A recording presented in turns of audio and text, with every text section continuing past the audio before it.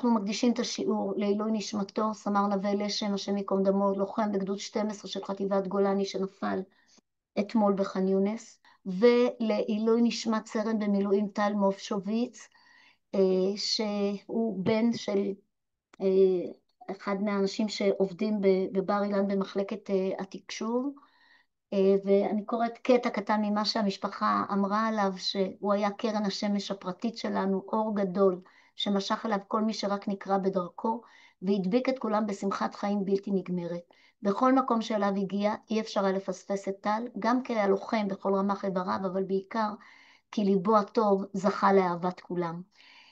אז אנחנו באמת משתתפים ושולחים מפה מרחוק קצת ניחומים לשתי המשפחות ולמשפחת מובשוביץ שאותם אנחנו מכירים באופן אישי.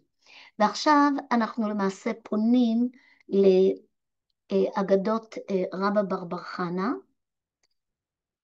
בסדר? ומילה אחת על רבא בר בר חנה. הוא אמורא, ארץ ישראלי, בדור השלישי, יליד בבל שעלה בעצם לארץ ישראל, היה תלמידו של רבי יוחנן, רבי יוחנן זה החברותא של ריש לקיש, ומסר, יש לנו בשני התלמודים, גם בבבלי וגם בירושלמי, מאות מהשמועות שלו.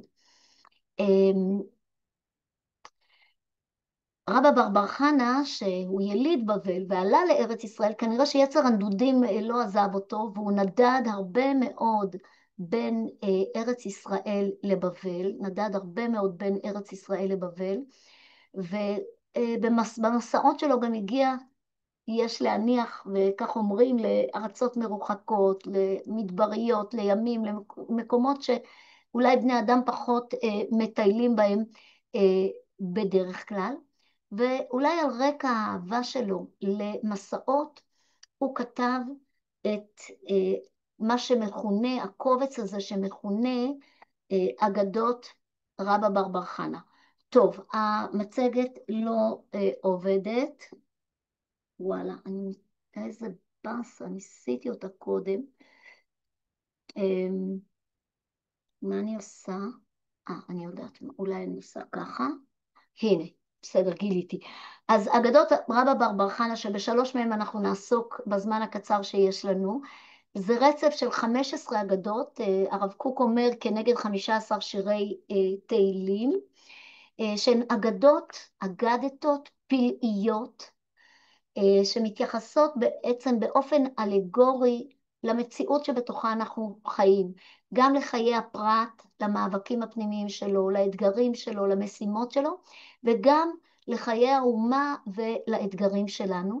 ובגלל שהן כתובות, האגדתות האלה באופן אלגורי, אני חושבת שאנחנו בעצם מגלים שהן רלוונטיות לכל תקופה ולכל זמן, ולמעשה שוב, בזכות האופן הספרותי שבו הן כתובות, האגדתות האלה, הן סובלות מגוון מאוד גדול של פרשנות. ואנחנו ננסה משהו מזה לטעום היום. אני רק אגיד שלאורך הדורות, כולם פירשו את האגדתות האלה, כן? גדולי פרשני הגמרא, ראשונים, אחרונים, אנשים בני זמננו, כולם מתעסקים עם האגדתות האלה בגלל שהן כל כך מיוחדות, מאתגרות, ובעיקר אני חושבת רלוונטיות. אז הנה לפנינו 3 מהאגדתות. אני מביאה אותם בתרגומו של הרב שטיינזלץ, כי גם ככה קצת קשה להתמודד איתם, אז גם להתמודד עם הארמית זה יותר מדי. את המספור א', ב', ג', אני נתתי רק כדי יהיה לנו נוח להתנהל, ואתן רואות שלא בחרתי באגדתות האלה לפי הסדר. לקחתי את אגדת הראשונה, את השלישית ואת השביעית, ובואו נראה ביחד מה אנחנו נספיק. אני רוצה לקרוא את שלושתם, פשוט בשביל לתת טעימה על מה בעצם מדובר. בסדר? זו טעימה חלקית, כי יש סיפורים מוזרים אף יותר, שאותם לא הבאתי היום, אולי בפעם אחרת, אבל אני כן רוצה לקרוא את 3 האגדות האלה, 2 מאוד קצרות, האמצעית טיפה יותר ארוכה, ברצף כדי שנרגיש. עכשיו, כל אחת שיש לה שאלה, שיש לה הערה, אז אני כן מבקשת לפתוח, אני מבקש בהמשך לפתוח מיקרופונים. אמר רבא, סיפרו לי יורדי הים, הגל הזה שמטבע על הספינה נראה כמו זוב של אש לבנה בראשו, וכדי להינצל ממנו מכים אנו אותו בעלות שחקוקים עליהם שמות קדושים. אהיה אשר אהיה, יה, השם צבאות, אמן אמן סלע, ואז נח הגל.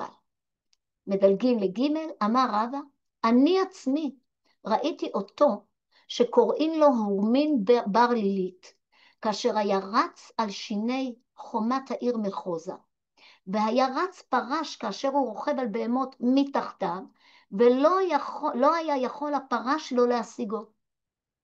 פעם אחת היו חבושות לו, לאותו הורמין, 2 פרדות על 2 הגשרים של הנהר רוגנג, וקפץ הורמין מזה לזה ומזה לזה, והיה מחזיק 2 כוסות יין בידו ושופך מזו לזו ומזו לזו, ולא נטפו נטפים לארץ. באותו היום שאירע בו הדבר, יום שערה היה, כגון שנאמר ביורדי הים ביום שכזה, יעלו שמיים ירדו תהומות. כזה יום זה היה, עד ששמעו בבית המלוכה והרגו. והאגדתה השביעית, אולי המפורסמת ביותר, ואמר רבא בר בר חנה, פעם אחת היינו מהלכים בספינה וראינו דג שעלה חול על גבו וצמח עשב עליו. סבורים היינו יבשה היא. עלינו ואפינו ובישלנו על גבו. כשחם גבו של הדג נתהפך, ואלמלא הייתה הספינה קרובה היינו טובעים. טוב, אני לרגע אחד מנתקת את הסטופ שר. אני מאוד מאוד אשמח שאתם תפתחו מיקרופונים ותגידו מה אתם מרגישות על כן, מה אתם מרגישות למקרא האגדתות האלה. מישהי רוצה מהר מהר לשתף אותנו? פשוט לפתוח מיקרופון ולהגיד מילה, 2. לא הולך עם אוסף המסכים הזה? אתם משאירות את כל הבמה רק לי? מה שכתוב זה לא מה שמסופר. זאת אומרת, מה שמסופר זה נשמע שזה משהו אחר. יעל, את על מיוט, את על שקט, תפתחי את המיקרופון. וואלה, תודה. כן. הוא יעל, נפלא. יעל, כן, כן. אני רוצה להתפרץ רגע ולהקדיש את הלימוד שלנו לעילוי נשמת טל מובשוביץ, שבעצם אבא אנחנו, שלו עובד איתנו. אני אנחנו באתי עשינו באיחור. את זה, אבל אני עשיתי את זה בתחילת השיעור. אז תודה, שם סליחה. לא היה לי צריך תקלה להתפרץ. טכנית, אז לא הצלחתי. הכל בסדר, אני זה הקדשתי. היה אפילו בשקופית מיוחדת, שהאמת שרציתי לצלם את זה ולשלוח, אני גם מכירה את המשפחה מרעות. אז ו... אני אוכל לשלוח אז לך. אז בסוף. אחר, כן, כן, אז לכן גם הרבנית לאה ענתה לי, אבל כי היא לא הייתה פה כשזה היה. כן. אוקיי, בסדר. אנחנו, ואני הוספתי חבל אותה לנו על הזמן. אז את אומרת, אני לא יודעת מי דיברה, כי אני רואה רק מסכים שחורים, לא רואה פרצופים. זהבה. זה אבא, את הכל אני מכירה. אז את אומרת, מה שמסופר זה לא מה שמה? זה לא מה זה, שקורה. זה, יש זה טעם. לא, זה לא זה. זה משהו זה לא מאחורי. זה, זה משהו אחר. במילים אחרות את אומרת משל, את מה משל. שאמרתי קודם, בדיוק. כשאנחנו מדברים על סיפורים אלגוריים, אנחנו לא מחפשים פה את האמת בסיפור. תהיה כאן אמת ספרותית שהיא אמת המאוד עמוקה של החיים, אבל אנחנו לא מחפשים את מה שהיה. אנחנו מיד כשאנחנו קוראים, אנחנו מבינים ומרגישים שהסיפורים האלו באים לספר לנו משהו שהוא מעבר לסיפור, וכל מרכיב בסיפור הוא בעצם סוג של סמל שאנחנו, וואלה, מה יהיה? אני חזרתי למצגת, אתם איתי? לא. לא, אה, אין מצגת. וואי, אני לא יודעת איך להסתדר עם כל הדבר הזה. אולי זה אה, לוקח שנייה, זה מקודם היה בסדר בסוף. קודם היה שנייה, אבל אני כבר במקום אחר. טוב, אז אני אומרת, כל מרכיב, וואי, אני לא, כל מרכיב הוא בעצם מסמל משהו. בואו נראה אני איך אני רוצה מצליחה להגיד שאני לא להשתלט מבינה על מה אנחנו העניין. רוצים. אני לא מצליחה להשתלט על העניין. וואי, חגית, לאט מישהו... לאט, לאט לאט, הכל לא, בסדר. אין כאן לאט לאט, אני שוב... הנה, זה הזום? לא. זה הזום, אני עושה share screen מחדש. בואו נראה. אני רציתי רק להוסיף שכתבתי כן, בצ'אט גם לגבי טל מובשוביץ, שאחותו שנה שעברה עשתה כמה קורסים אצלנו במדרשה במסגרת שומעת חופשית. וואלה. אני מכירה אותה כי היא הייתה פעם מורה איך שלי, השם הפרטי שלה? לילך וגנר, והיא שנה שעברה עשתה כמה קורסים במדרשה, גם קורס של מירי וגם קורס של הרבנית נעמי. אוקיי. אה, אוקיי, תודה רבה. אתם רואים איך אנחנו נעים בין המציאות בחוץ למציאות שאנחנו מנסים לייצר בפנים, כן, והתנועה הזאת היא בכלל לא תנועה פשוטה. אנחנו נכנסים לחדר, כל אחת לחדר שהיא נכנסה אליו, אנחנו נכנסות לזום, כל אחת עם הלב הכבד שלה, עם הלב המלא וגדוש בכל מה שהוא, כן, גם בתודה וגם בדאגה וגם בכאב וגם בשמחה, כמו שאמרנו. אז הנה לפניכם שוב שלושת הסיפורים שבהם נרצה לעסוק. לא מאמינה שנספיק שלושה, אז אני אשאיר אתכם בסקרנות, אבל ברור שזה דורש פענוח. אז בואו נלך לאגדת הראשונה, זאת, סיפרו לי יורדי הים, כן? תסתכלו עליה שוב, ואני מבקשת לציין את מרכיבי האגדתה. אני לא יוצאת מהמצגת בגלל שאני מפחדת מהבעיות, אבל אתם יכולות בשביל להגיד את מרכיבי האגדתה פשוט לפתוח את המיקרופון ולהגיד. אני מנסה לנתח איתכם, אבל כדי לנתח איתכם את האגדתה הזאת, אני קודם כל צריכה להבין מה מרכיב אותה, מה בונה אותה, ואחר כך נפנה למשמעויות. כן, אז אנחנו ים, נמצאים ספינה בים, וגלים? כן, צליל, ים, ספינה וגלים? ים, נכון? וספינה ששטה בים. הים הוא ים סוער, מצוין, הגל, אמרת גלים, הגל הוא גל גדול שמאיים להטביע את הספינה, תראו את התמונה, נכון? יש שם ומה עוד? מגדלור גם, מגדלור, מה? מגדלור. יש בראש הגל, נכון, מראה הגל הוא זוהר של אש לבנה בראשו. תחשבו רגע, אם הזדמנתם פעם לים בעת שערה, אוי, לא, מה קרה עכשיו? אם הזדמנתם, תקשיבו, הנה, אם הזדמנתם פעם לים בעת שערה, אז יש על הגלים קצף לבן, מראה הגל זוהר של אש לבנה בראשו. עוד משהו? המלאכים עצמם. נכון, אין כאן מלאכים. קדוש ברוך הוא. מלאכים, יורדי הים, נכון, נכון. איך ההצלה מהגל? על ידי שנוטלים עלות, שחקוקים עליהם שמותיו של הקדוש ברוך הוא, ויש כאן מגוון משמותיו של הקדוש ברוך הוא, ומכים על הגל. ומה התוצאה? נח הגל, נכון? אז התחלנו בסערה מאוד מאוד גדולה, אבל הצלחנו להגיע אל המנוחה והנחלה. נכון? התגברנו על הים הסוער הזה, ולמעשה בואו ננסה להבין מה קורה כאן. בואו ננסה להבין. תנו רעיון לפתרון. מי זאת הספינה? מה זה הים הסוער? מהו הגל הזה שמאיים להטביע את הספינה? עם יונה ואיך הנביא? מתמודדים מזה? מה? יונה הנביא?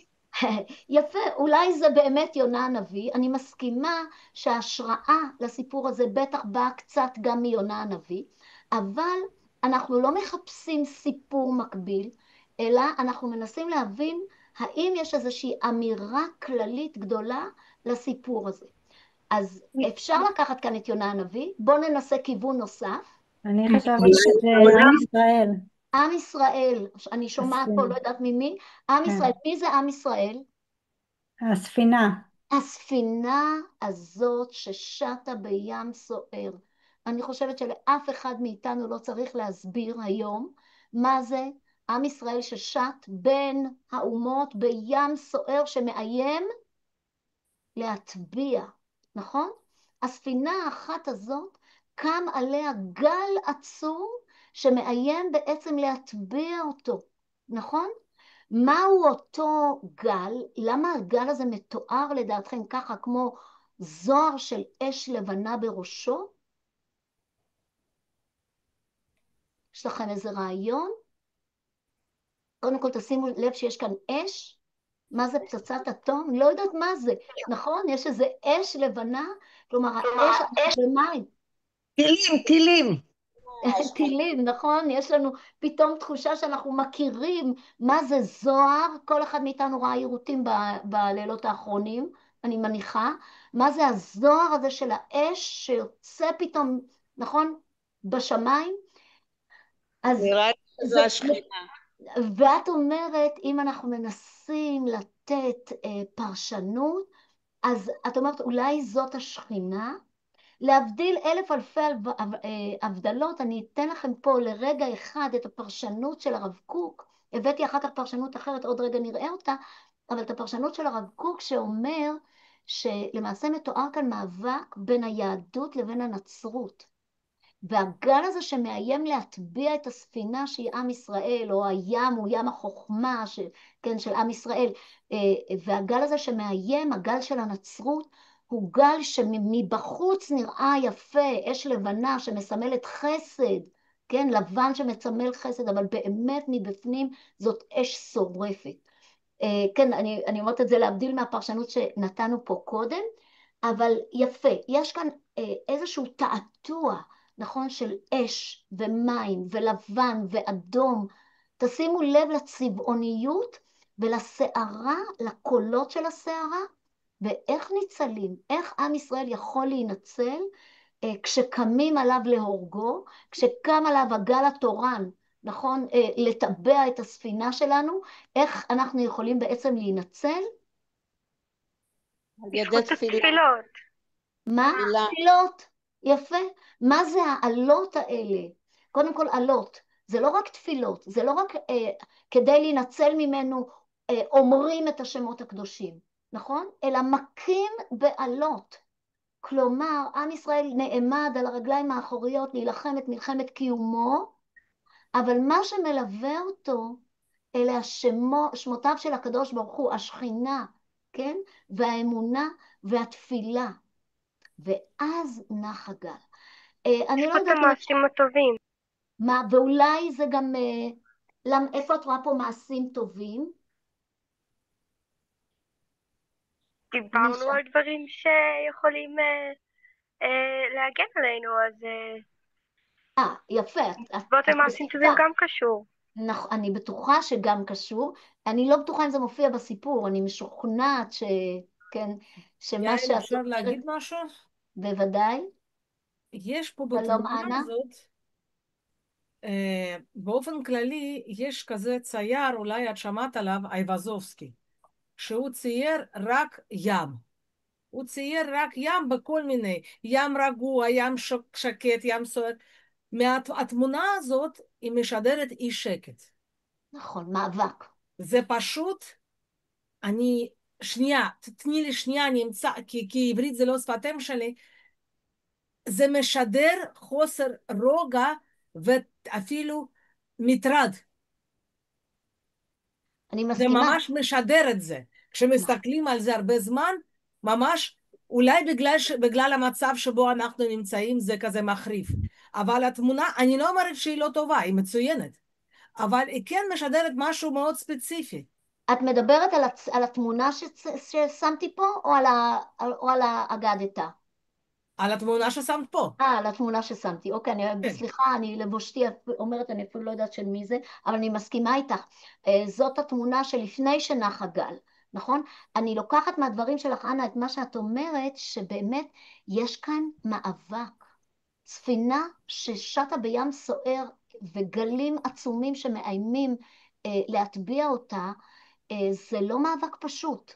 מי שאי פעם חווה את זה, יודע אני לא, שיודע שלצאת מזה, זה נס גדול, נכון?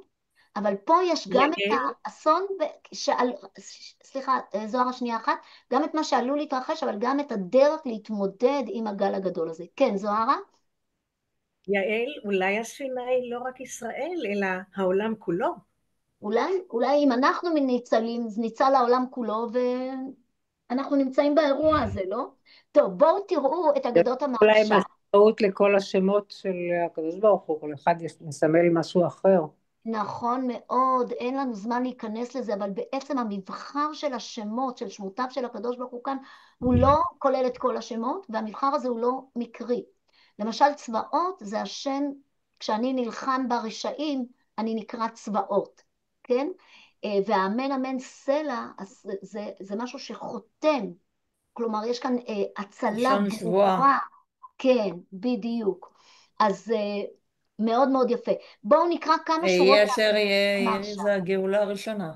יהיה אשר יהיה, נכון, זאת הגאולה הראשונה, נכון, דברי השם למשה, ואין לו יאמין, אם הם ישאלו מה שמי, מה אומר עליהם, אז הקדוש ברוך הוא אומר לו, יהיה אשר יהיה שלחני אליכם, והשם הוא יהיה אשר יהיה. אז נכון, אנחנו מהגאולה הראשונה, בעצם שמותיו של הקדוש ברוך הוא, שזה סמל להנהגת השם את העולם, הנהגת השם מלווה אותנו עד היום. אולי יוד קיי זה מלחמה בעמלק מדור דור, כי יד על כס יה. אולי יוד קיי זה נכון, יפה, כי יד על כס יה, מלחמה להשם בעמלק מדור דור. מאוד מאוד יפה, מאוד מאוד יפה. איפה שאני אומרת, את זה נשאיר לפעם אחרת, שמה מתעוררת היצירתיות שלכם. מצוין. אז בואו תראו, את אגדות המהרש"א מהמאה ה-16, דימה כתוב הצרות והגלות שבאו עלינו מהרשעים לגלי הים. אני רק אגיד שאת כל האגדתות שקשורות לים וגלים, יש הרבה כאלה מתוך ה-15, אגדות המהרש"א תמיד מפרש את זה באופן עקבי, כצרות של הגלות הים מסמל את צרות הגלות שבאה עלינו. ועל זה אמר, סיפרו לי יורדי הים, יורדי הגלות. אנשי הגלות מספרים לו על הצרות. כמו שכתב שהדמיון בגלות כספינה המטורפת בים והגלים עברו עליו. והיינו, היי גלה, אותו גל גדול שדיברנו עליו, מי זה? זה הרשע התורן, הרשע שבכל דור, נכון? כמה רשעים אנחנו יודעים למנות בדורות שלנו, וכמה אנחנו יודעים למנות בהיסטוריה, נכון? הרשע שבכל דור הבא להטביע את הספינה, כן? אני מדלגת, ואמר מכינן לי, כאילו מקים אותו, את הגל הזה, בעלות שכתובים עליהם, חקוקים עליהם שמותיו של הקדוש ברוך הוא, דאין לנו להישען אלא על אבינו שבשמיים, והיינו עלות שחקוק עליהם שמות, כי זאת ההבטחה הכתובה בתורת משה, וככה, מהגל הראשון של פרעה, ואפשר להמשיך. הנה הוא אומר את זה, מי אמרה? כי יד על כס יה, שאין הכיסא שלם. הוא מביא את ההתייחסות, והשם צבאות הוא הגואל מכל צרה. הוא מתייחס אחר כך לפירוט, בעצם כמו שאמרתם, בלי שהכרתם את אגדות המהרש"א. אז אני חושבת שזאת בוודאי, אם אנחנו לוקחים, אני מרגישה שאגדות המהרש"א, בגלל שמקום מושבו בעומק הגלות של פולין, אז הוא מתייחס לשמות שחקוקים על העלות, ולא לעצם זה שאנחנו נוטלים עלה, ומכים בעלה הזאת, אלא שאנחנו צריכים לדעת שהעלה הזאת שאנחנו מכים בה, היא לא כוחי ועוצם ידי עשה לי את החיל הזה, אלא היא יד השם, אנחנו הזרוע הארוכה של הקדוש ברוך הוא, וכך אנחנו פועלים בעולם. טוב, בואו נלך לאגדה השביעית, כן? ונגיד גם עליה כמה מילים, ונראה אם נספיק את השלישית. אני מתלבטת אם ללכת לשביעית או לשביעית. יאללה. ואמר רבא בר בר חנא, פעם אחת היינו מהלכים בספינה וראינו שהלך חול על גבו, על גבו של הדג. ראינו דג, הלך חול על גבו וצמח עליו עשב. סבורים היינו יבשה, עלינו, אפינו, בישלנו על גבו, כשחם גבו של הדג התהפך, ואלמלא הייתה הספינה קרובה, היינו טובעים. אתם פותחות מיקרופונים, מרכיבי האגדתא, מה יש לנו פה? בזריזות. ספינה ונוסעיה. הלאה. דג. דג, גדול, הוא לא סתם דג, אלא הוא רובץ שם כנראה כל כך הרבה שחול עלה על גבו, ואפילו עשר... יכול להיות שזה דג ענק כמו לוויתן, או דינוזאור, או משהו כאילו, זה לא דג רגיל. זה לא דג רגיל, זה איזה דג מיתי, מהמיתוס, נכון? יפה. יש הרגשה שזה דג רוקד. יש לך הרגשה שזה דג רוקד. רוקד על המים, תסתכלי. כן, בסדר, תביני שהתמונות זה אני סתם צירפתי, זה לא, התמונות לא הגיעו ישירות מרבא בר חנה, אבל בעיניי זאת איזושהי תמונה שפתאום חלה תפנית. הדג שוכב לו בנחת במים, ופתאום, בגלל מה שכתבנו כאן, טעות של הנושאים, שחושבים את הדג ליבשה, זה עוד אחד מהמרכיבים, אולי המרכיב הכי חשוב באגדתא הזאת. אז מה קורה? הם עולים להם על גב הדג, הם חושבים שהם הגיעו לאיזה אי, נכון? והם מבשלים ועושים, אופים, עושים פיקניק. ואז מה קורה? הדג הספינה קרובה. הדג מתהפך, עוד לפני הספינה, הדג מתהפך. מה קורה לדג שמתהפך? כל האנשים מוצאים את עצמם בתוך המים, ומזל שהספינה קרובה אליהם, והיא זאת שמצילה את הנוסעים מטביעה. בבקשה, בואו ננסה עכשיו לפענח. אנחנו יכולים להמשיך באותו קו שאמרנו, שהספינה ונוסעיה, מי זה?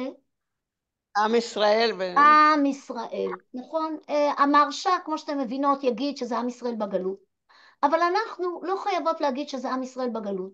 אנחנו יכולות להגיד שזה עם ישראל בארצו, גם בגלות, אבל לא פחות מזה עם ישראל בארצו. זה כאילו שאולי... שמה? סימון?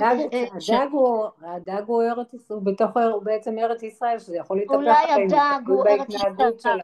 אולי הדג הוא ארץ ישראל, אולי הדג הוא... אני חשבתי שזה כאילו אדמה נשמטת מתחת לרגליים. קרקע שנשמטת מתחת לרגליים. לי זה נראה כמו משענת הקנה הרצוץ, כאילו אתה בוטח עליו, אבל בעצם הוא מתהפך עליך. מצוין, אנחנו כל כך בטוחים במציאות מסוימת, אנחנו צועדים עליה בביטחון של לי זה לא יקרה, ואנחנו מרתיעים את כל מה שצריך להרתיע, ואז הדג מתהפך עלינו, נכון? אז אולי יש כאן סמל לאיזשהו ביטחון מופרז של האדם, שגורם לו לא לראות את המציאות כמו שהיא. איך אתה לא רואה שזה דג? אתה רואה מה שאתה רוצה. מי ששט בים מת לראות איזה פיסת אדמה, נכון? אז הנה הם רואים פטה מורגנה, הם רואים פיסת אדמה.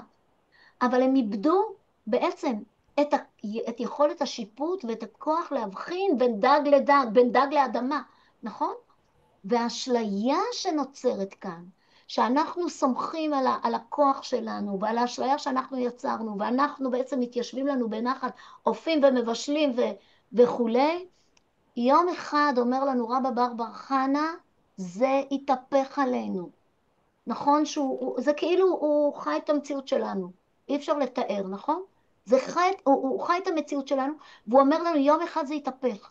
מי שמסתכל על החיים ולא מבחין בין מציאות לאשליה, מכיל את הרצון שלו על המציאות בלי לבדוק אם זאת אכן המציאות, לא קשוב לקולות שעולים מהקרקע, מהאדמה, מהים אולי גם, סופו שהדג הזה יתהפך עליו.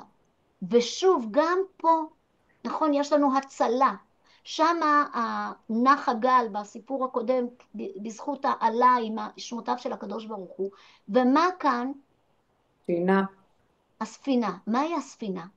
זו ספינת האמונה, נראה לי. אני מסכימה, זאת הגדרה מאוד מאוד יפה. ספינת האמונה, נכון? תראו שבתחילה יש לנו ספינה עם נוסעים. אחר כך הנוסעים עוזבים את הספינה, נכון?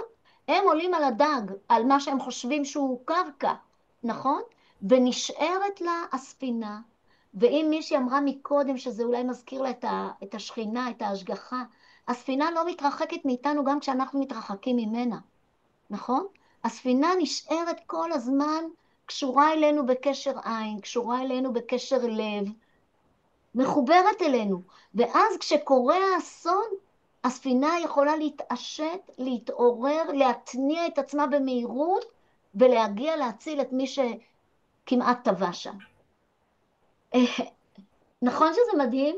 מדהים. לראות איך שזה, טוב שאני מתפעלת, נכון? אפשר שאלה?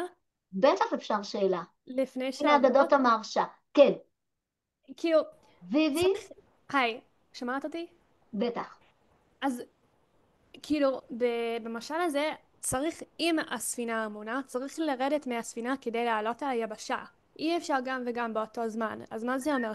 שצריך כאילו להיות נודדים כל הזמן עם האמונה? זה גם לא הגיוני. וואלה. א', זאת שאלה מאוד מאוד יפה. ב', אני אענה לך קודם כל תשובה כללית, שאת יודעת, בסיפור שהוא אלגורי או משל, לא תמיד חייבת להיות התאמה של 100%. יכולות להיות סטיות, כן? אבל אני באמת חושבת שבמקרה הזה, דווקא יש כאן את הנקודה שאנחנו אנחנו נעים בשבילי החיים. אנחנו נוסעים מפה לשם, מהעניין הזה לעניין הזה, ואם אנחנו לא נהיה כל הזמן עם הספינה, כל הזמן קרובים לספינה, אנחנו עלולים לטבוע. כלומר, הספינה היא לא כלא שלנו, אבל היא צריכה כל הזמן ללוות אותנו. זה תלוי בבחירה של האדם. והאדם בוחר, נכון, גם לרדת ממנה, ולעלות לרדת מחוף מבטחים, במקרה הזה הספינה היא מקום בטוח, הוא בוחר לרדת למקום לא בטוח ומוטעה ולא נכון בגלל השיפוט המוטעה שלו. אבל יש כאן כאילו בעיניי את ההדדיות הזאת שגם נדרש מהאדם להישאר בקשר עין עם הספינה, וגם הספינה, אם היא מייצגת את השכינה, גם היא שומרת על קשר עין איתנו. גם אם אנחנו מתרחקים, היא מתקרבת. ואולי יש פה גם אמירה שלא לצייר לעצמנו איזושהי מציאות מדומה. ששם הרבה יותר טוב והרבה יותר נכון, ושם אפשר באמת לחיות את החיים הטובים. נכון. אז לא תמיד חייבים לרדת מהספינה, יכול להיות שבספינה יש את כל מה שאנחנו צריכים. ולפעמים גם צריך לרדת, אני חושבת שצריך לרדת מהספינה, הספינה זה לא מקום מגורים קבוע, אבל צריך לדעת לאן יורדים. אל תרד לגב של דג שאתה בטוח שהוא יבשה. תרד באופן מפוקח, תבין לאיפה אתה הולך. אם אתה הולך רק לפי הדמיונות שלך, כן, ולפי הרצונות והאשליות שלך, אז אנחנו בבעיה, כן? ואני מביאה פה שוב את אגדות המהרש"א, אני לא רוצה לקרוא, אבל בעצם הוא אומר למה יש פה דג? זה סמל למזל דגים, חודש אדר. ומה זה מסמל? מלכות מדי שאנחנו ישראל בגלותה. הוא רואה כאן את הסיפור של מגילת אסתר, את העימות שלנו מול פרס, כן? מול הפרסים, מול איראן, נכון? והווה סברינן דיבשת ובלקר גלות. איך התנהגו היהודים בגלות? אוכלים ושותים ושמחים במשתה של אחשוורוש, נכון? ושוכחים שהם בגלות. ובעצם ההתהפכות הזאת, זה שמתהפך עליהם, להשמיד, להרוג ולאבד, נכון? בא להזכיר לנו מי אנחנו ואיפה אנחנו, וזה לא חייב להיות שאנחנו בגלות. אנחנו יכולים טיפה לאבד את עצמנו ואת הזהות שלנו גם כשאנחנו יושבים בארץ ישראל, והדג שמתהפך עלינו בא להזכיר לנו איפה צריכות להיות נטועות הרגליים שלנו ואיפה צריך להיות הלב שלנו באמת, והספינה הזאת אומרת לנו שהשכינה מלווה אותנו. בואו ננסה להספיק גם את האגדת השלישית שהיא קצת יותר מורכבת, והיא, יש לנו 5 דקות, והיא מורכבת בעצם משני סיפורים ששניהם קשורים לאורמין הזה. אני עצמי, אמר רבא, אני עצמי ראיתי אותו שקוראים לו אורמין בר לילית. אני מראש אומרת, זה סוג של שד, כן? משהו כזה שהוא לא מתוך המציאות הרגילה שלנו. ומה עושה השד הזה? רץ על שיני חומת העיר מחוזה, והיה רץ פרש, כאשר הוא רוכב על בהמות מתחתיו, ולא יכול הפרש להשיגו. בבקשה, מרכיבי האגדת, החלק הראשון שלה. מה יש כאן? בן של לילית. נכון, השד הורמין, בן לילית, רץ במהירות על חומת מחוזה. מחוזה זה שם של עיר בבבל, כן, ומה עוד? הפרש שרוכב על הסוס בתוך העיר למטה, אתם מבינים, הוא על החומה למעלה, יש איזה פרש שרץ למטה מתחת לחומה, ולא מצליח להשיג אותו. במילים אחרות, השד הזה מהיר כשד, נכון? כן. המהירות שלו אף אחד לא יכול להשיג. עכשיו יש לנו סיפור נוסף שקשור לאורמין. פעם אחת היו חבושות לו 2 פרדות על שני הקשרים של הנהר אוגנג, וקפץ מזה לזה ומזה לזה, והיה מחזיק 2 כוסות יין בידו, ושופך מזו לזו ומזו לזו, ולא נטפו נטפים לארץ. וזה לא היה יום רגיל, אלא היום הזה היה יום שערה, כמו שנאמר, יעלו שמיים ירדו תאומות, כזה יום זה היה, ובשערה לשפוך את הכוסות, לרוץ מצד לצד, ולשפוך בו זמנית את הכוסות, וששום טיפה לא תזלוג, זה באמת צריך להיות שד מדופלם, נכון? ומה הסוף? עד ששמעו בבית המלוכה והרגו. אז מה המרכיבים של החלק הזה? שתי פרדות של האורמין הזה חבושות לו בשני צידי הנהר. האורמין הזה קופץ מצד לצד. כן, תהילה? מצד יש לצד. פה מוטיב של שערה. יש פה שערה, תכף אני אגיע לשערה, יום שערה, נכון?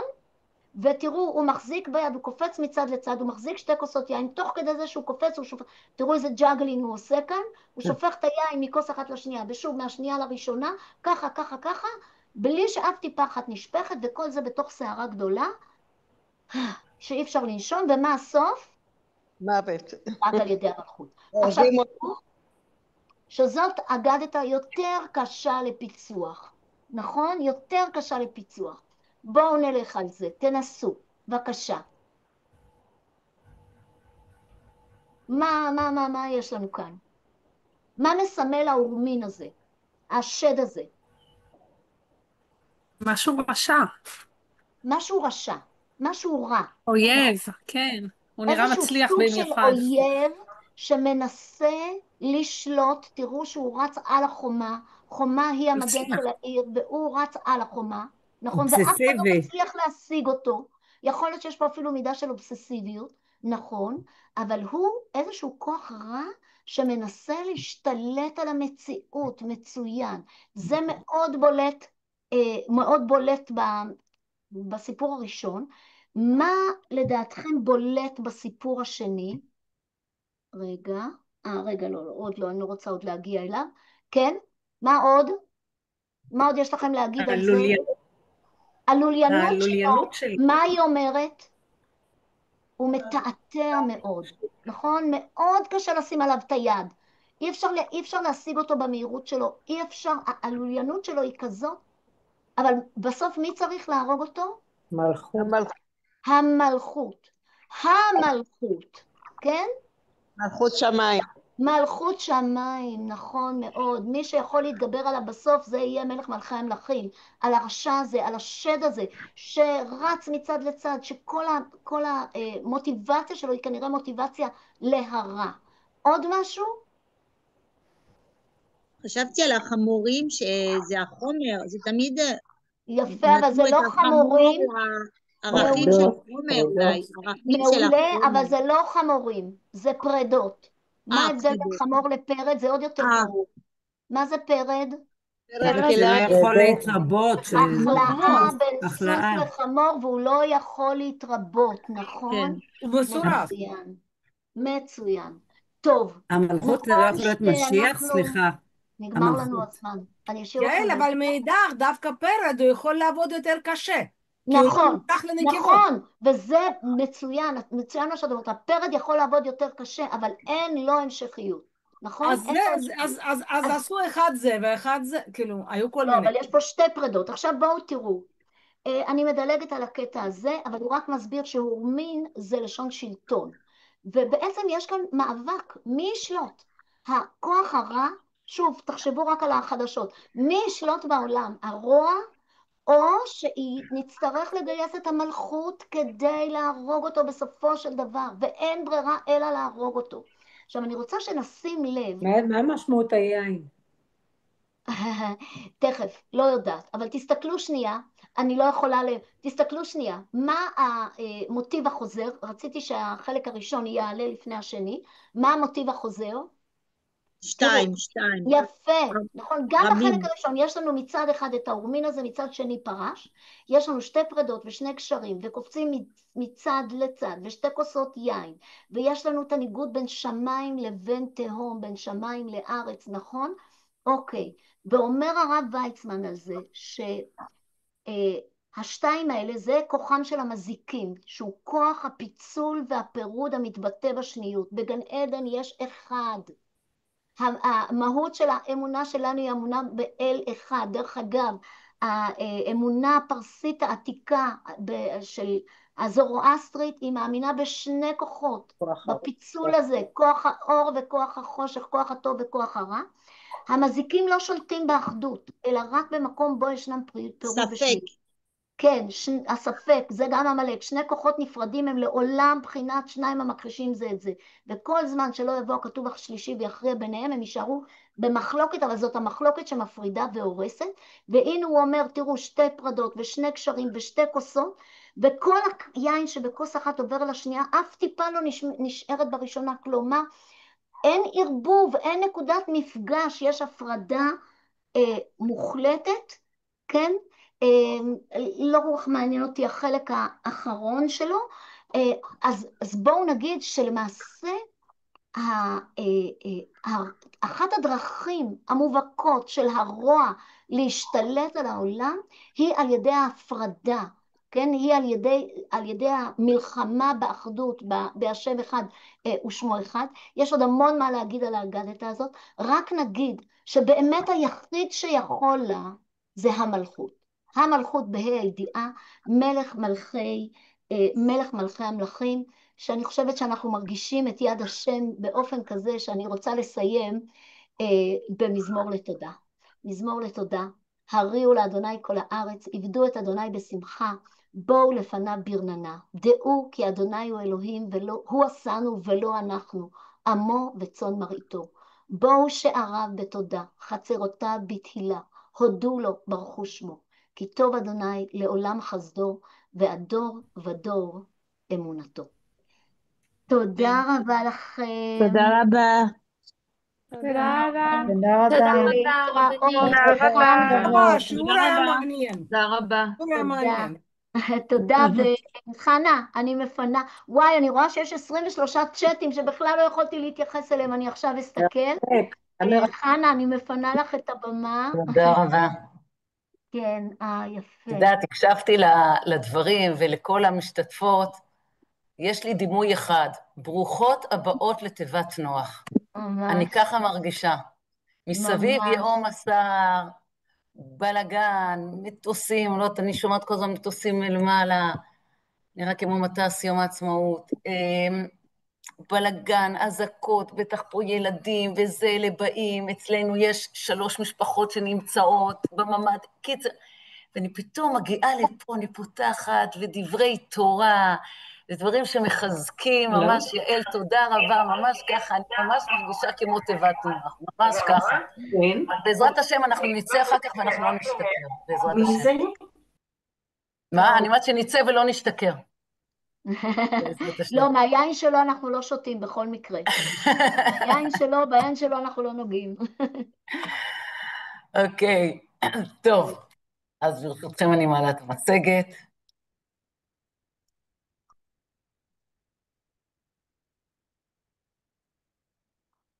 לא, סליחה. זה לא העלה לי את התפוגה הנכונה, סליחה. גם אני הסתבכתי. לא, אני הכנתי את זה, והנה עכשיו אני חושבת שזה יעלה. עכשיו עלתה לכם מצגת מלאה? כן. כן, כן, רואים. כן. אוקיי, אז זה הנושא שלנו, וזה מביא אותנו למזמור תהילים, קכ"א. שיר למעלות, אשא עיני להרים, מאין יבוא עזרי. עזרי עם השם, עושה שמיים וארץ, אל יתן למות רגליך, אל ינום שומרך, הנה לא ינום ולא ישן שומר ישראל, השם שומרך, השם צילך על יד ימיניך. זה מה שמעניין אותנו, הפסוק הזה. אם אנחנו מסתכלות על המזמור הזה, מזמור מאוד מאוד ידוע, המבנה שלו הוא מבנה קלאסי, לפחות בפרשנות הראשונית הקלאסית למזמור. תכף נציע פרשנות אחרת. פרשנות הקלאסית למזמור, המבנה של המזמור הוא מבנה קלאסי. המשורר מתחיל מאיזושהי מקום של מצוקה, מצוקה נפשית, מצוקה רוחנית, מאוד גדולה, ואיזו מין קריאת ייאוש כזאת, או איזו קריאת הצלה כזאת, זו ההגדרה יותר מתאימה, קריאת הצלה כזאת מאוד גדולה, אשא עיני להרים, מאין יבוא עזרי. ואז, כדרכם של הרבה מזמורי תהילים, אחרי האמירה הזאת של הקושי, של המצוקה, מתחיל להתחזק. ואז יש לנו סדרה של תשובות. עזרי, מאין יבוא עזרי, על השאלה מאין יבוא עזרי, אני כמובן הולכת רק על הפשט המקובל של הזה, אני יודעת שיש עוד כל מיני פרשנות למזמור, אני הולכת על הפשט המקובל. ואז יש פה תשובה, מאין יבוא עזרי? עזרי, מי עם השם, עושה שמיים וארץ, ואז ממילא אני כבר מתחזק, אל יתן למות רגליך, אתה לא תנוע, אתה לא תיפול, והנה גם לא יינו ולא יישן שומר ישראל. ואז בהקשר הזה מופיע אותו פסוק שאותו אנחנו רוצות היום ללמוד. השם שומרך, השם צלך על יד ימיניך, יש פה ממש תקבולת בין שני החלקים של הפסוק.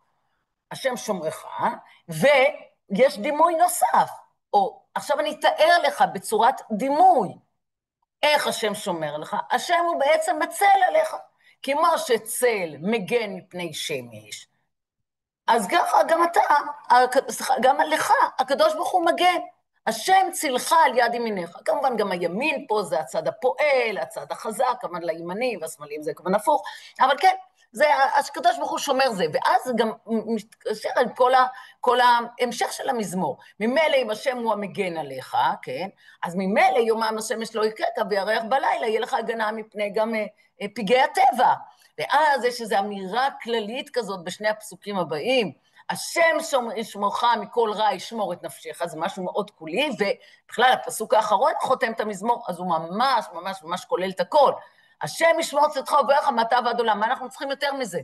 כל המעשים שלנו וכל התנועות שלנו, הכל, הקדוש ברוך הוא שומר אותנו מכאן מעתה ועד עולם, כאן עד ועד בכלל. זה הפשט רגיל המקובל למזמור, ולכן הוא מזמור שנאמר הרבה פעמים בעת מצוקה, בעת שאדם נמצא באיזושהי נפילה רוחנית, נפילה נפשית, והוא רוצה להתעודד. אז מה אנחנו עושים? כן, כידוע, אנחנו פותחים את ספר תהילים, ואנחנו מתעודדים משם. זה כאמור הקריאה הראשונית המקובלת. אני רוצה היום להציע קריאה אחרת. קריאה אחרת שמסתכלת על הדימוי של השם צילך בצורה אחרת, ואולי אפילו נועזת. הראשון שיש בידינו, שנתן את הפרשנות הזאת, זה השלה. השלה זה רבי ישעיהו לוי הורוביץ, מכונה השלה הקדוש גם על שם הספר שלו, שני לוחות הברית, הוא חי במאה ה-16, אני אגיד לכם איפה רבנו מכירות אותו. בערב ראש חודש סיוון, כל הקבוצות שבהן אנחנו חברות, מתפוצצות מהודעות, שעכשיו זה הסגולה להגיד את תפילת השלה, יש לו תפילה מאוד מפורסמת, שהוא חובר על הצאצאים. בכל אופן, השלה... אני מזכירה משפחה שבצאצאים ישירים שלו. כן, כל הורוביץ הלוויים, מיוחסים לשלה, יש אפילו קטע אצל עגנון, בסיפור פשוט, שאחד הגיבורים שם קוראים לו הורוביץ, והוא לא לוי, אז הוא כותב, אמנם זה לא הורוביץ הלוויים, אבל דיו לשם הורוביץ, שכבר יהיה עם ייחוס. בכל אופן לעניין שלנו. הוא נותן לנו, מציע לנו פרשנות אחרת, וכמו שאמרתי, אולי אפילו נועזת. ובמדרש, אמר דוד, עכשיו המדרש הוא מביא פה, הוא מדרש מאוחר מאוד, הוא תקופת הגאונים. ובמדרש, אמר דוד, השם צילך על יד ימינך. מה השם צילך? כצילך. מה צילך אם אתה משחק לו, הוא משחק לך, ואם אתה בוכה לו, הוא בוכה כנגדך, ואם אתה מראה לו פנים זעומות ומוסברות, מוסברות הכוונה פנים מאירות, אף הוא נותן לך כך. אף הקדוש ברוך הוא צילך, כשם שאתה עובה עמו, כך הוא עובה עמך עד כאן. הוא מצטט מדרש, כמו שאמרנו, מדרש מאוחר. עכשיו, מה קורה פה במדרש? עכשיו, אין בידינו את המדרש עצמו, כל מי שמביא את המדרש הזה מצטט אותו מהשלה. בכל אופן, מה אומר פה המדרש? המדרש עצמו הוא כבר נועז, כי המדרש אומר, אני לוקח את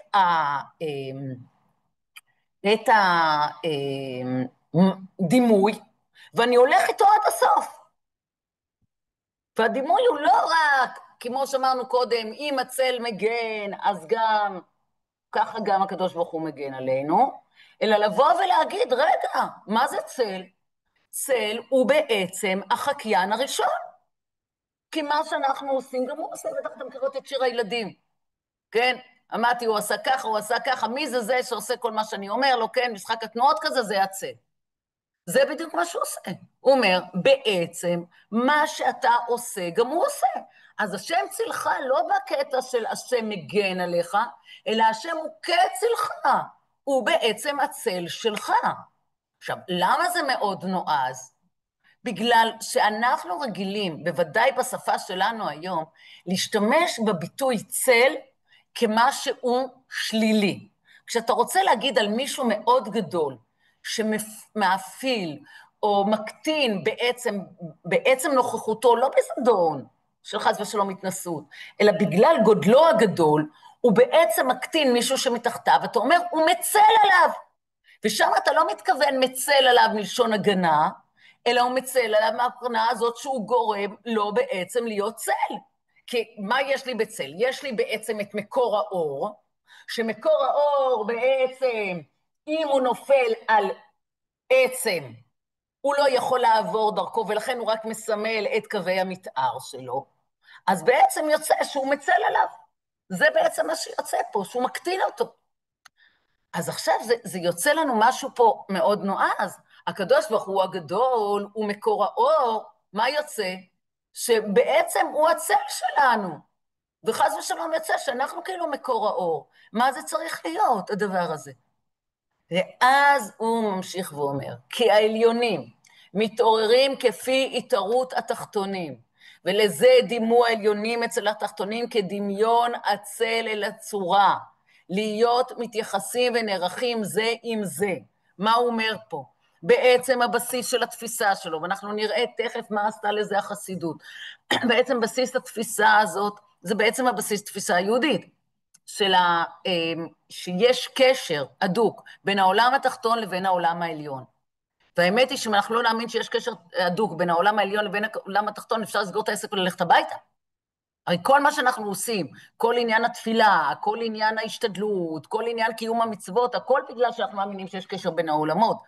אבל פה הוא לוקח את זה צד אחד קדימה, והוא אומר, זה לא רק שאתה נפעל של העולם העליון, כי אתה מצווה, אלא לך יש אפשרות להשפיע על העולם העליון, כי העליונים מתעוררים כפי התעוררות התחתונים.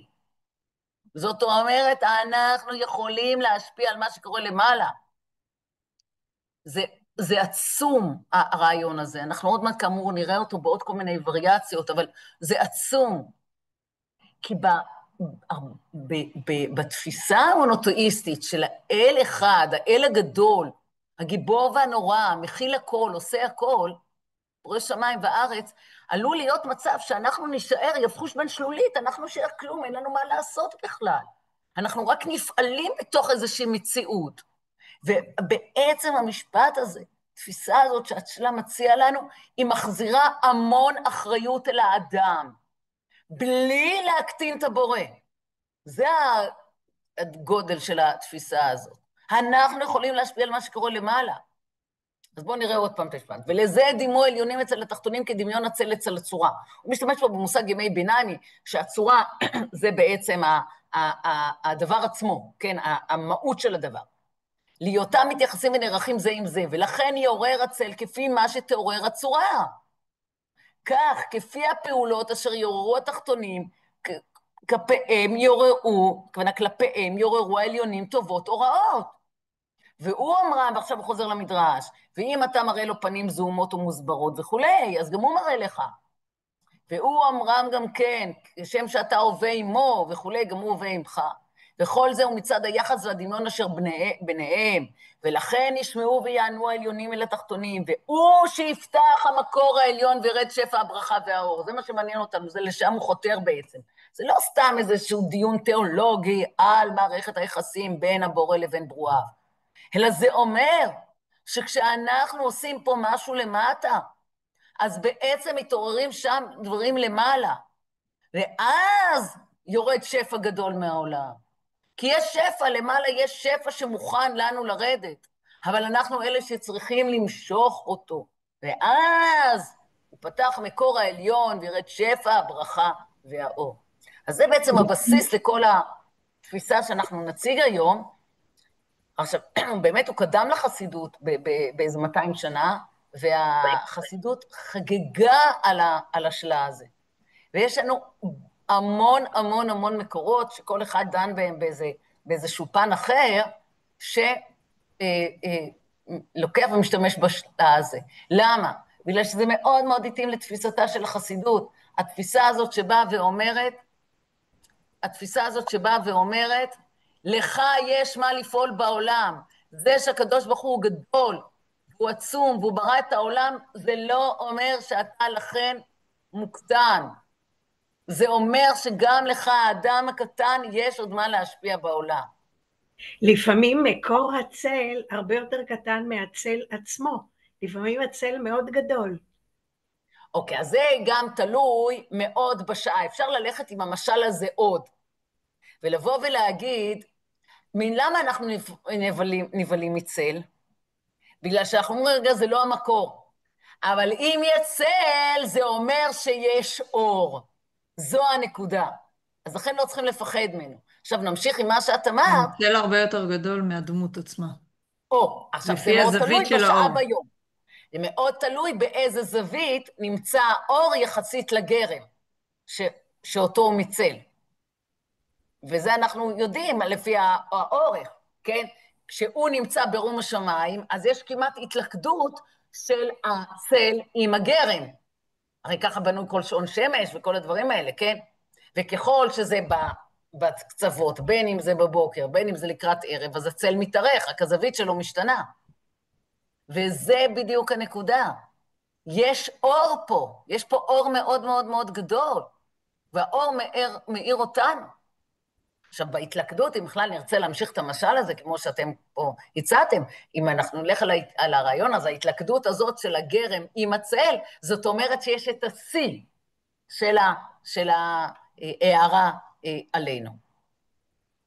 אבל בואו נמשיך, הכיוון שאנחנו נלך, זה יהיה הכיוון שהציע לנו השלה, וזה היכולת שלנו פה למטה, כמה שאנחנו קטנים, ואנחנו נפעלים, ואנחנו, כן, אנחנו מרגישים כמו איזה בובות על חוטים, יש לנו עוד הרבה הרבה הרבה מה להשפיע למעלה, הרבה. אנחנו נראה בחלק הראשון של הדברים השפעה על הצד הרוחני, ובחלק האחרון של הדברים אנחנו נראה על השפעה באמצעות עניינים חברתיים. אז בואו נתחיל קודם בצד כאמור הרוחני, אנחנו בקדוש ברוך הוא. רבי זאב מז'יטומיר זה תלמיד של הבעל שם טוב, ואנחנו מדברים על דור שני לחסידות. כתפוח בעצי היער, כן דודי בין הבנים, בצילו חימדתי וישבתי. ואז הוא מביא את רש"י, שרש"י בעצם הוא בשמו של המדרש, רק רש"י משנה אותו, אז הוא מביא את רש"י, מה התפוח הזה, הכל בורחים ממנו לפי שאין לו צל, כך ברחו כל האומות מעל הקדוש ברוך הוא במתן תורה, אבל אני בצילו חמדתי וישבתי. זה מה שאומר רש"י. עכשיו, בעצם, באמת, אם מסתכלים על תפוח, אין לו, יש לו עלים, זה נכון, אבל אי אפשר להגיד שהוא הצל, שהוא העץ האולטימטיבי כדי לשבת בצל. כי אין לו הרבה, אין לו הרבה. הצורה של העץ, כן, כמו הרבה נשירים, היא בצורה כזאת של הענפים, קצת ככה, בצורה של וי, ואין לו הרבה צל. אז מה שמעניין פה זה שהמדרש, שרש"י מביא אותו, הוא בעצם בא ומתלבט ואומר, רגע, איך יכול להיות שאני חמדתי וישבתי, ומה הדימוי הזה? כמובן כל הדימוי של שיר השירים, כן, הדוד והראיה, כנסת ישראל והקדוש ברוך הוא, אז הם ברחו ואני ישבתי. עכשיו, הוא לא עושה חיים קלים לרש"י, הוא אומר, רגע, משהו פה לא מסתדר. כי הרי אמרנו שהצל של התפוח הוא מעט, ולכאורה יש להבין, כיוון שאין התפוח צל, ולפיכך ברחו אומות ממנו, אם כן היה איפה הצל לעמו ישראל, באומרו, אבל אני בצילו חימדתי וישבתי. הוא אומר, רגע, תשמעו, אני מבין שהכל אלגוריה, אבל גם אלגוריה וגם סמל, חייב שיהיה להם איזשהו בסיס במסומל. אם אין להם בסיס במסומל, אז אתה סתם גיבבת דברים. אתה לוקח בסיס מהמסומל, ואתה נותן אותו בעצם לאותה משמעות שאתה רוצה להגיד, אבל אם אין לתפוח צל, אז איך אתה יכול לבוא ולהגיד שכנסת ישראל היא כן חמדה וישבה תחת צל, כשבעצם אין לו צל? זה מה שהוא אומר. אם כן, היה איפה הצל עמו ישראל, באומרו, אבל אני בצילו חמדתי וישבתי. והנראה על דרך איתה במדרש. עכשיו, אתם רואות שגם הוא עצמו מצטט את השלה. מובא בשלה הקדוש, זה מה שקראנו קודם. השם צילך. מה הצל הזה אם אתה בוכה ובוכה כנגדך, ואם אתה שוחק יושב בשמיים משחק גם כנגדך? כי באמת כלל זה מונח בידינו, בהתערותא דלתתא איתר לאלה. ואין לך שום דבר בעולם אשר אנחנו בני ישראל מעורים למטה שלא איתר דוגמתו בעולמות עליונים אם רע או טוב. הוא אומר פה יסוד גדול מאוד מאוד, שאני מניחה שרובכם כבר שמעתם אותו בכל מיני הקשרים. התערותא דלתתא שמביאה להתערותא דלעילא. זאת אומרת, התעוררות מלמטה שמביאה להתעוררות מלמעלה. שאנחנו אלה שלמטה, אנחנו התחתונים, אנחנו בעצם גורמים לאיזשהו שינוי למעלה. אני לא נכנס עכשיו לשאלה הפילוסופית, איך יכול להיות שאנחנו גורמים לשינוי, והאם זה לא יודע, ואיך זה מסתדר עם ידיעה ובחירה. שאלות פילוסופיות יפות, צריכים לתת עליהן את הדעת. זה מסתדר לגמרי. אבל עכשיו בואו נקבל את זה בהקשר שבו אנחנו דונות, נקבל את זה בצורה הזאת, שיש אפשרות של האנשים למטה להשפיע למה שקורה למעלה.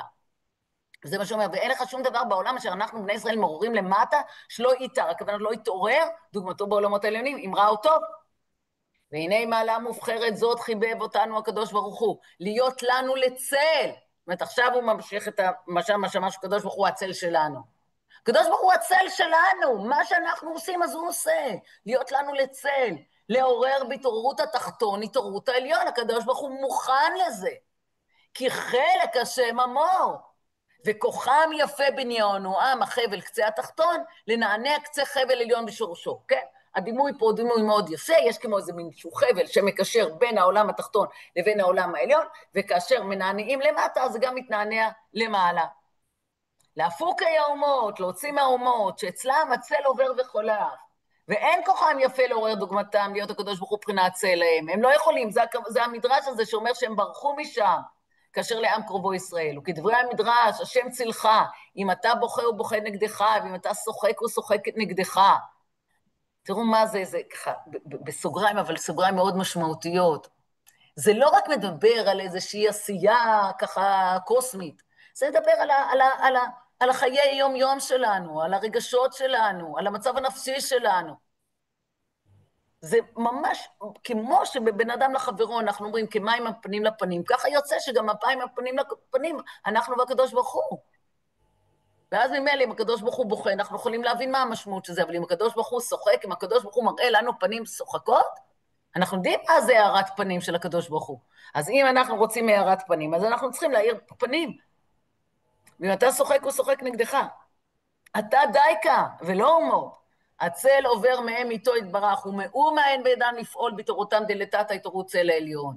אצל אומות עולם זה לא עובד, זה רק פריבילגיה מיוחדת שניתנה לעם ישראל, בגלל הקשר המיוחד שיש בין הקדוש ברוך הוא לבין עם ישראל, רק אנחנו אלה שיכולים לגרום לכך, כמו שהוא אומר בחבל, כן, להנע למטה, ואז זה גם יתנענע למעלה. בואו נראה עוד קטע אחד שאומר את זה. אבל לא הבנתי איך זה מסביר את הצל שאין לה תפוח. לא, אז זה מה שהוא אומר, הצל פה זה לא הצל של הצד הפיזי, אלא זה הדדיות, זה הכוונה, בצילו חמדתי וישבתי, כי כל מעשה שאני עושה גם הוא עושה. הוא מפקיע את הדבר הזה מהצד הפיזי שלו, של הצל, והוא אומר, אני לוקח את זה לפן, וזה אפשרי הרבה פעמים בסמלים, אני לוקח פן אחד בתוך הסמל, והפן אחד הזה בתוך הסמל, זה הדדיות. כי הרי בצל מה שאני עושה, גם הסל עושה, אז גם אם אני יושב, אם אני שוחק, אז גם הקדוש ברוך הוא שוחק, אם אני בוכה, הקדוש ברוך הוא בוכה. זה בעצם כאילו כמו שאומרים שבן אדם יושב בצילו של מישהו? לא, שמה, כשאנחנו אומרים שאדם יושב בצילו, בכל אופן, בדרך כלל, הקונוטציה היא קונוטציה של הקטנה, של הנמכה. הוא בצל שלו. הכוונה שהוא כזה אור גדול שהוא פשוט מאפיל עליו, אין לו מקום. פה זה הפוך. זה לוקחים פן אחד מתוך הסמל של הצל, וזה החיקוי, כי הצל הוא בעצם החקיין הראשון בעולם, ואנחנו אומרים שפה, אבל במקום להגיד שאנחנו אלה שמחכים, אומרים שהקדוש ברוך הוא זה שמחכה אותנו. זה הנועזות פה בהסבר הזה. ואז ממילא יש לי אפשרות להשפיע על מה שקורה למעלה. וממילא זה מוציא אותי מהרגשת החוסר אונים, כשכל מיני דברים זזים מסביב. בואו נראה את זה בעוד פעם. רבי חיים מצ'רנוביל, ספר באר מים חיים, זה בערך דור רביעי לחסידות. אכן, האמת בזה הוא שאדרבה, שבוודאי כל התורה וכל מעשי המצוות כולם בשמיים. וכל העולמות העליונים, עיקר קיומם ועמידתם, הכל רק על התורה והעבודה, במה שמקיימים ישראל את התורה. כמאמר הכתוב, אם לא בריתי יומם ולילה, חוקות שמיים וארץ לא שמתי. מה שהוא בעצם אומר, כן, יסוד ברור, יסוד יהודי ברור, שיש שבעצם יש למעלה את הידיעה, והקיום המצוות פה בעולם הזה, הוא בעצם משקף או מבטא את הידיעה הגדולה האלוקית, שיורדת למטה. אבל זה פחות מה שכרגע מעסיק אותנו זה ההמשך. וכן, כל הדברים של מעלה, כולם נוטים ומתהפכים מדין לרחמים וחס ושלום בהיפוך. הכל רק אחר מעשי בני האדם על ידי התורה הקדושה. מה הוא בעצם אומר פה? גם יסוד חסידי, קבלי, ידוע, אני אחזור אליו, וזה שאנחנו מדברים בעצם על שני כוחות גדולים שעובדים בעולם, זה כוח הרחמים, החסד וכוח הדין. כן, הכוח הרחמים והחסד זה התנועה המתפרצת, זה התנועה הפועלת, העושה, בדרך כלל מזוהה עם הימין, ימין השם עושה חי, כל השמאליות אם יש פה שמאליות ששוות פה זה לא להיבעט, בגלל שבעצם אצלם שמאל זה ימין, כן, זה כמו בתפילין שמניחים תפילין על יד שנייה, וזה היד הפועלת, העושה, זה החסד, זה הרחמים, ולעומת הגבורה, או הדין, הצמצום, זה המקביל, כי תמיד בכל תנועה מתפרצת, באה תנועה שמגבילה אותה. אז זה היסוד הקבלי הידוע, אבל מה הוא בעצם בא ואומר? הוא אומר ככה, שבעצם למעלה יש חסד גדול מאוד. החסד הזה כשהוא ירד למטה לעולם שלנו הוא התהפך לדין. כי למה? כי העולם שלנו הוא עולם מצומצם. ואנחנו, הרצון שלנו זה להפוך מדין לרחמים. אם התנועה היא ככה, אנחנו רוצים לעשות את התנועה ההפוכה. וזה מה שהוא אומר. ואיך אנחנו עושים את זה? יש המון דרכים שהציעה הקבלה והחסידות, איך אנחנו מהפכים מדין לרחמים. המון דברים. זה תנועות גוף, זה מילים, זה לבוש, זה צבעים, זה ריקודים, יש המון המון המון המון אמצעים. מלבד האמצעים התודעתיים, גם אמצעים פיזיים, לא ניכנס אליהם עכשיו. אבל עצם האפשרות שלנו, ופה אומר, זה בעצם מתחיל מהמצוות. אם אנחנו עושים את הדברים מלמטה, אז אנחנו בעצם מהפכים מדין לרחמים. וכן כל הדברים של מעלה, כולם נותנים ומתהפכים מדין לרחמים, וחס ושלום בהיפוך, אנחנו לא נעשה את זה, חס ושלום בהיפוך, הכל אחר מעשה בני אדם. על ידי התורה הקדושה, כמאמר הכתוב, השם צלך, וידוע פירושו, שהשם הוא קצה לנוטה אחרי האדם, הוא מהפך עצמו לצד שנוטה האדם. כן, השם צלך ממש, שנוטה אחריך קצה הזה, להנהיג עולמו בחסד וברחמים כפי מעשיך. אם אתה נוהג בחסד וברחמים, ואנחנו עוד מעט נגיע לפן החברתי של העניין, אבל קודם באופן כללי, אם אתה נוהג ברחמים, אז השם הוא הצל שלך, אז גם הוא נוהג איתך ברחמים, וחס ושלום אתה נוהג בדין, אז גם הוא נוהג איתך בדין. ועל כן בזה היה פתחון פה, לומר, עכשיו הוא ייתן לנו פרשנות אחרת למה שכתוב שם בדברים. פתחון פה לומר, מי יעלה לנו שמיימה? כיוון שעיקר תיקון המצוות הוא לתקן בשמי השמיים העליונים, מי יעלה לנו שם לעשות פעולות הנפלאות על האלה ולתקן תיקוניהם? הוא אומר, עכשיו, מה זה הכוונה מי יעלה לנו השמיים? אם אנחנו אומרים שמקור כל השפע בעולם הוא בעולם העליון, אז מי יעלה לנו השמיים? איך אני יכול לעשות את זה? לזה אמר הכתוב. אז מה עונה לנו שם משה? כי לא בשמיים היא לאמור מי יעלה לנו השמיימה ויקחנה לנו. פירוש הדבר שתאמר מי יעלה לנו לעשות פה עולם בשמי השמיים, לזה אינו בשמיים. כי מה אומר שממשיך בפסוק ואומר? לא. כי קרוב אליך הדבר מאוד, בפיך ובלבבך לעשותו. פירוש, אפילו כשהוא רק בפיך ובלבבך, בעומדך לארץ התחתונה על הזאת, אתה לא צריך להגיע לאיזשהו רום שמיים, אלא פה בארץ אפשר לפעול, כמו במצוות התורה ותפילה ושאר המצוות, שאינם בעשיית מעשה בגופו. הוא אומר, לא רק המצוות שהם ממש צריכים לעשות בפועל, אלא גם בדיבור פה וכוונת הלב. מספיק שאדם יהיה מכוון לשם, מספיק שאדם, התודעה שלו תהיה שם, הוא כבר יכול לפעול למעלה. קרוב הוא לעשותו, לתקן ולעשות פעולות בלב השמיים בכוחו. בואו נראה עוד קטע אחד בדבר הזה, ואז אנחנו נעבור כאמור לדבר הנוסף. ומה שראינו עד עכשיו זה היה בחסידות הראשונה, זה היה מאוד מאוד מאוד חזק, אבל מאוד מעניין שהרעיון הזה ממשיך גם בחסידות המאוחרת יותר, שהיא חסידות שכאילו לכאורה קצת יותר מתונה ברעיונות הנועזים שלה. שפת אמת, כן, זה ממש ככה, סוף המאה ה-19. שפת אמת, בפסוק, עושה דברו לשמוע בכל דברו. טוב, בכלל הוא מאוד אהב את הפסוק הזה, ושם הוא בעצם ראה שני שלבים, יש את עושה דברו ויש את לשמוע בכל דברו.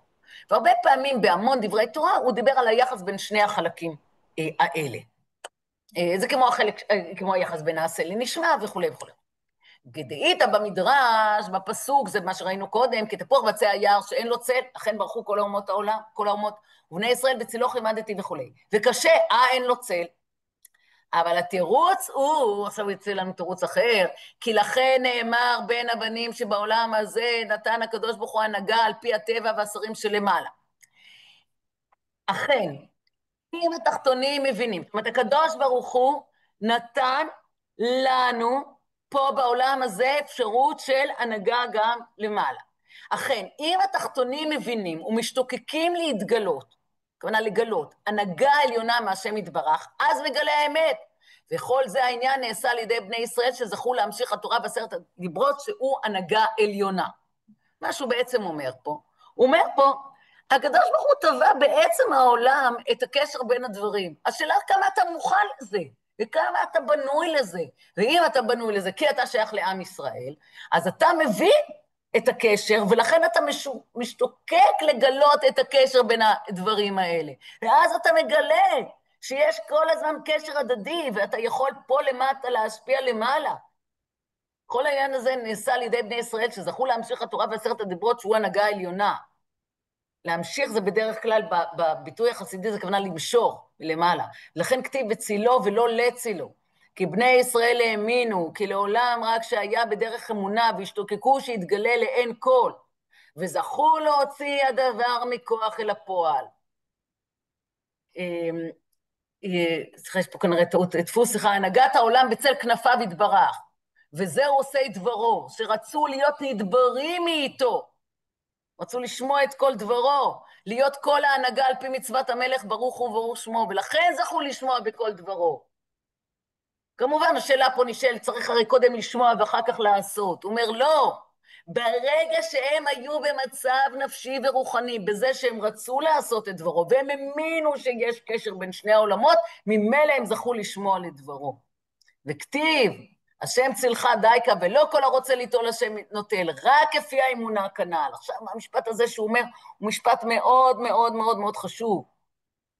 כי הוא אומר, אבל בסופו של דבר לא נשכח את זה שאנחנו מדברים על צל. נכון אמרנו קודם, בעידוד, שאם יהיה צל, זאת אומרת שיש אור, כי כשאין אור אז אין צל. זה נכון, זה יפה, אבל בסופו של דבר זה קצת שמחת עניים. כי זה אומר שיהיה צל, ואנחנו כולנו רוצים את האור. אז הוא אומר, אז איך אתה תעשה את זה? אתה רוצה לראות את הקדוש ברוך הוא, אבל רגע, הקדוש ברוך הוא רק מתגלה לך דרך הצל. זאת אומרת, אבל באמונה שלך, זאת אומרת, באיזושהי תפיסה פנימית מאוד, גם אם אתה לא רואה, אתה מאמין שהקדוש ברוך הוא בצל שלך. ומה שאתה תעשה ישפיע. גם אם אתה לא רואה את זה בקשר ישיר. אבל אתה צריך להאמין שכמו בקשר ישיר בין אור לצל, ככה גם הקשר הישיר בין המעשה שלנו לבין המעשה של ככה גם הקשר הישיר בין מה שאנחנו עושים לבין מה מתחולל למעלה, גם אם אנחנו לא רואים אותו, ולכן הוא מגייס לפה את האמונה. יש פה עוד כמה קטעים בדבר הזה, אבל אנחנו נלך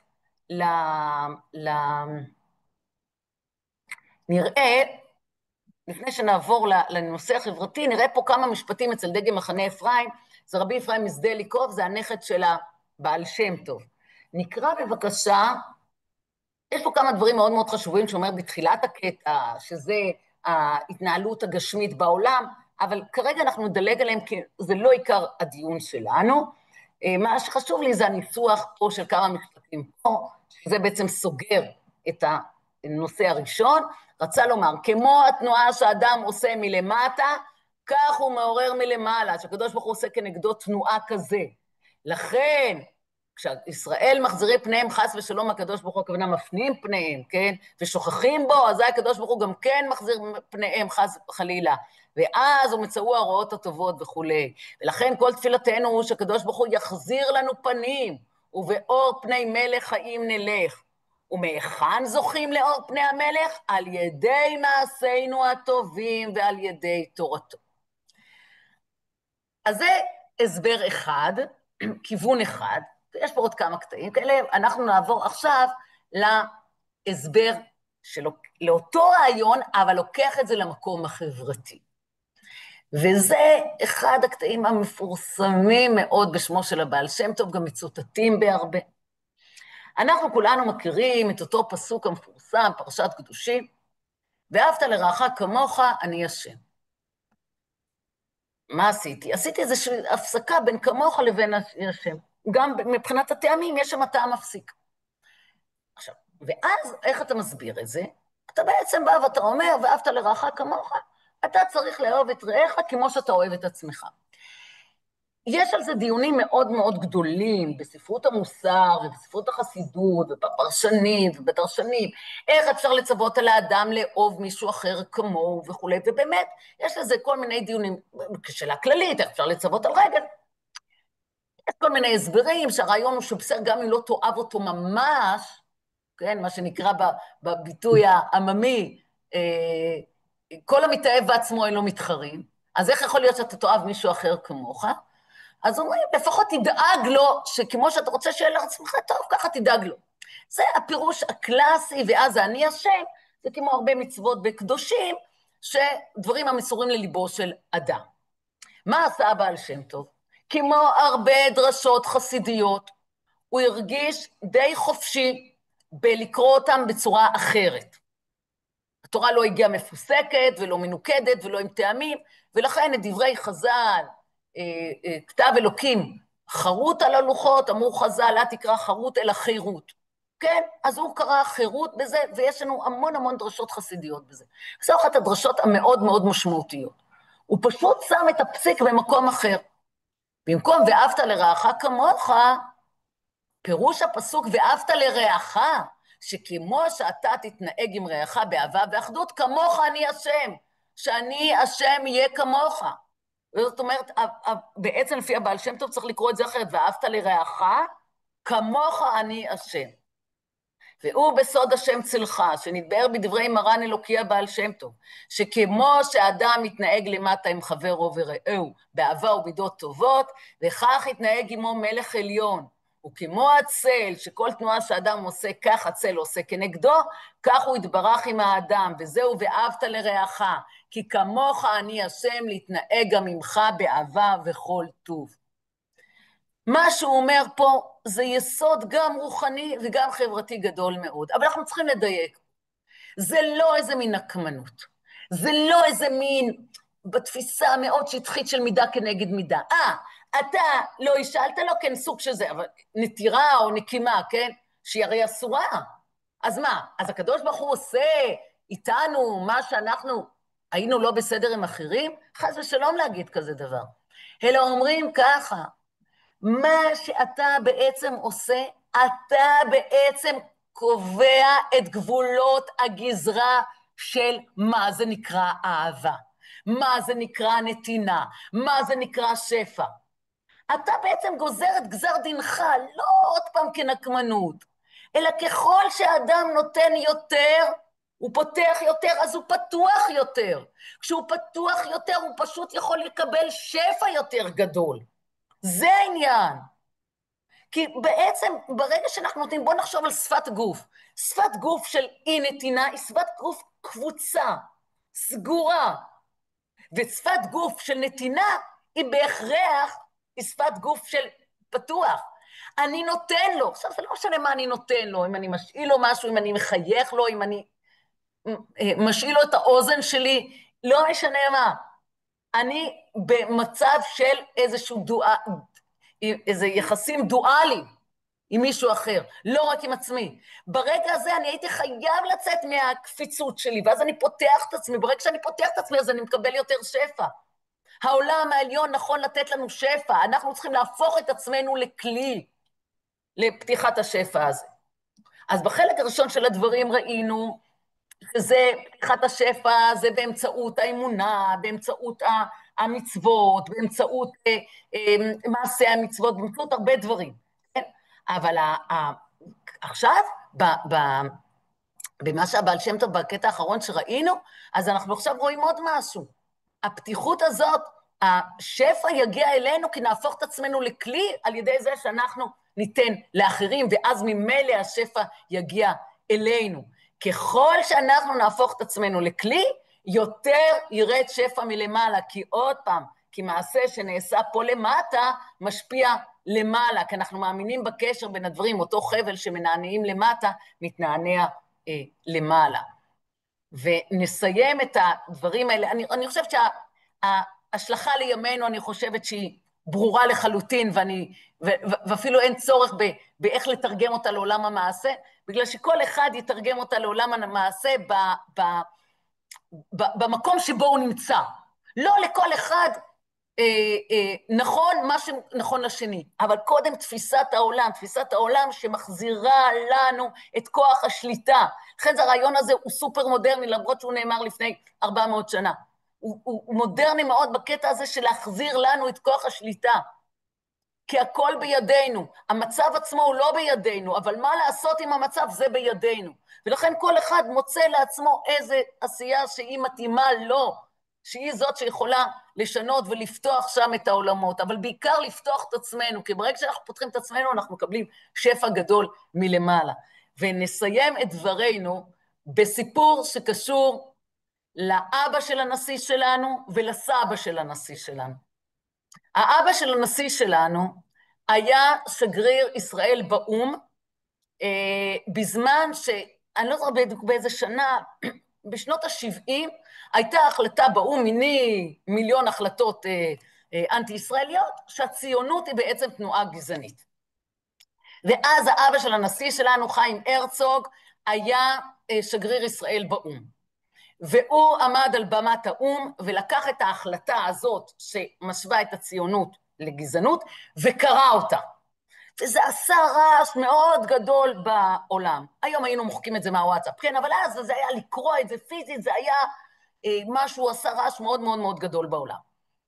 כששאלו אותו מאיפה בא לו הרעיון הזה, הוא אמר מאבא שלי. אבא שלו, הרב יצחק הרצוג, שהנשיא, כן, קרוי על שמו, היה רב באנגליה, אחר כך היה רב ראשי בארץ, ובאותה תקופה של הרבנות שלו, אז היה את החלטות הספר הלבן, והייתה הפגנה מאוד מאוד, אחת ההפגנות הגדולות ביותר שהיישוב היהודי ידע, הפגנה שבאו מכל הארץ לירושלים, היה עצרת גדולה מאוד בבית הכנסת ישורון בירושלים, ושם עמד הרב הרצוג. עכשיו, מה לא סיפר הנשיא? אז הוא אומר, נכון, למדתי מאבא שלי שקרא את ההחלטות של הספר הלבן, שזה בעצם היו גזירות נגד עלייה והתיישבות וכו'. אבל מה הוא לא דייק? ואנחנו לכבודו של הרב הרצוג, אנחנו נדייק, ולכבודו של הנושא שאנחנו למדנו, שהתערותא דלתתא מביאה להתערותא דלעילא, אז נספר בדיוק מה אמר הרב הרצוג. הרב הרצוג קרא את הספר הלבן ואמר, כשם שאנחנו קוראים, כן, בעין, אותו פה למטה, כך יקראו אותו למעלה. אז זה העניין, שמה שאנחנו עושים פה למעלה, למטה יעשה גם למעלה, ובעזרת השם בשורות טובות, ישועות ונחמות לכל עם ישראל. תודה רבה. תודה רבה. תודה רבה.